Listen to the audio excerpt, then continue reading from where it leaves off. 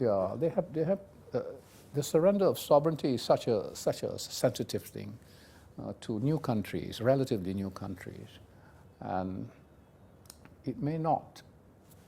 It may in the distant future happen, but what can happen in the medium term is a commitment to give away, without formal giving away, but on a issue by issue basis, a certain right for someone to get. You take, for example, South China Sea disputes, right?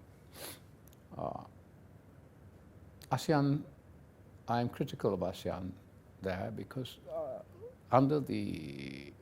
there was an agreement in 2002. It was not a legally binding agreement. It was a declaration of conduct of parties in the South China Sea, 2002. Okay. And in this declaration of conduct, there was a provision saying that the countries, the signatory countries to this declaration, will also try to establish a code of conduct in the South China Sea, so more specific code of conduct. But they didn't push forward with this. It's lying there. You know, everyone's happy at that time, 2002. You know, we're all going to be good buddies, and going to behave well. But you didn't try to entrench it. Plant this behavior with this code of conduct. They didn't move forward immediately. And then they're only now trying to push the code of conduct since 2012, 10 years later. And why? Because there was a Scarborough Shoal standoff, and China became more assertive. Other countries have reacted to it, and the situation has become more complicated. The U.S. has pivoted to Asia and so on. So the whole position, the whole thing has become very complex. Whereas if you had started work in 2002, when things were quieter and less agitated, you might have been able to achieve it then. But now it's more difficult. They're trying to do it again. Now, ASEAN should have said, okay, let's form this group within our group to get that thing done. It's a surrender of thing, and we'll accept whatever they come up with. So there will be this kind of surrender. I say it's a project basis, it's a massive project, that's South China Sea situation. So it must not be lulled, by situations which are quiet from doing proactive things, to ensure that you succeed.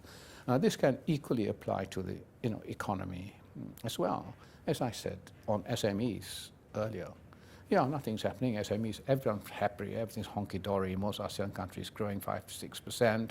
But there are issues about SMEs, especially countries like Indonesia, where productivity is low, where disparities of income is large, and in fact the Gini coefficient is over 4%, over 0.4, which is high. It has worsened, since the last president had started his second term, and so these are problems that are coming. So we must have an SME strategy, which they are trying to do. Now, having had the strategy, they will announce an action plan. Is that done? Because you have an action plan? You must implement it. Execution, as we say in investment banking. I mean, the final test is execution. So you must say, okay, let's all do this. Set up an ASEAN SME bank. Okay, we all will do it. Okay, put the capital in. How is it going to be used? We're going to have a lot of problems. You get more, I got less, and so on. We have to solve it. We can't sit on it because we have a problem. Because whilst we sit it because we have a political problem, meanwhile, the issues among SMEs will fester and grow. So there has to be this kind of political will to surrender some of your authority, not your sovereignty, to working groups that come up with objective solutions, for the